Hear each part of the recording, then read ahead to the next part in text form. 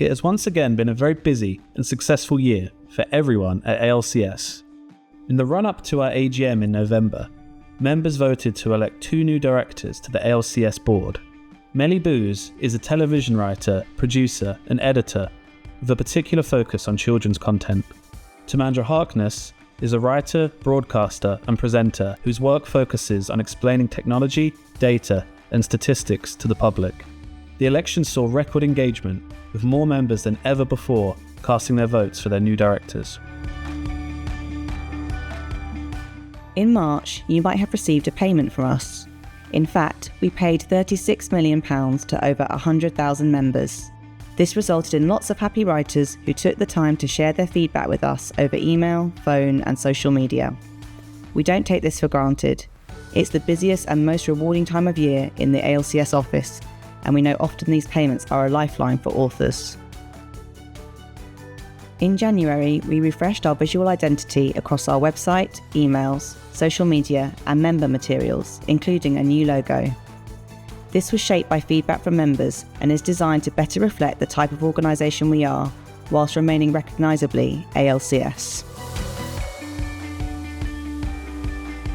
We also continue to work on upgrading our systems, making them faster and more resilient, with another major update expected in the months ahead.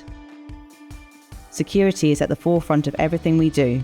Recently, we passed Cyber Essentials Plus, an external audit of our cybersecurity processes.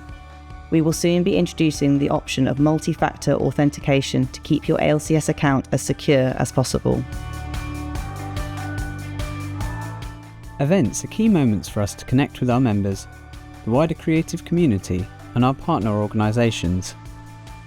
At the ALCS Awards in February, we celebrated literacy and creativity by presenting the Educational Writers Award, the V.S. Pritchett Short Story Prize and the Ruth Rendell Award for Services to Literacy.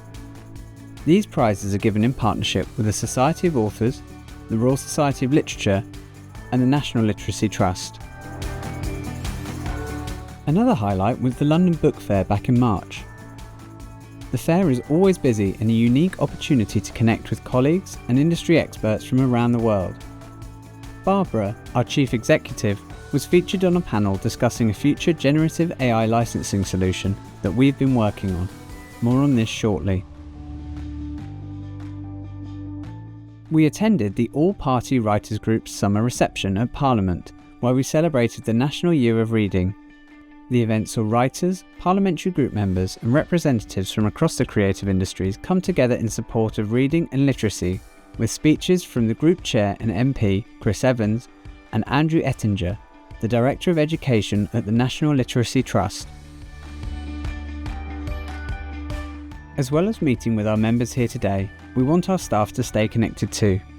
We're planning team days throughout the year where we'll knowledge share and build on delivering the best service we can for our members. We continue to promote better understanding of copyright. We had the opportunity to do this as part of our sponsorship of the Carnegie Awards. During a live webinar event, we asked writers to share with the young people watching why copyright matters. We're also running several competitions where young readers will design a poster celebrating copyright. In fact, we judged some of these in person at the National Reading Champions Quiz Final in May, organised by the National Literacy Trust. This year's final was an extra special celebration, as 2026 has been named the National Year of Reading.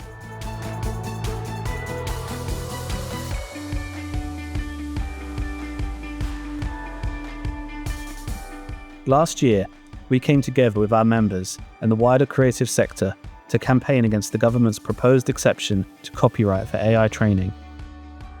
Following an unprecedented response, the government confirmed in March that it no longer sees such an exception as its preferred option, and also affirmed that creatives should be paid fairly and exercise control over their work. We'll continue to advocate for our members and work to ensure your rights are respected in the age of AI. As we reported at our AGM, we're developing a license to give members control over the use of their works around AI, and the option of fair payment if that is what they choose.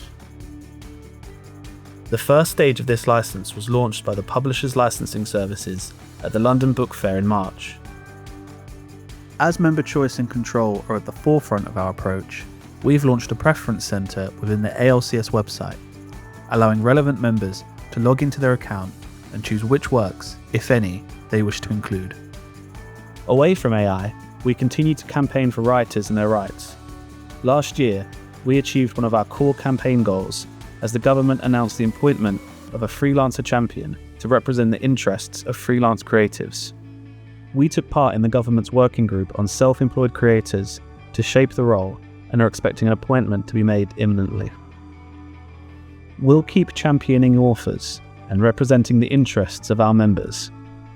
Thank you for being part of the ALCS community.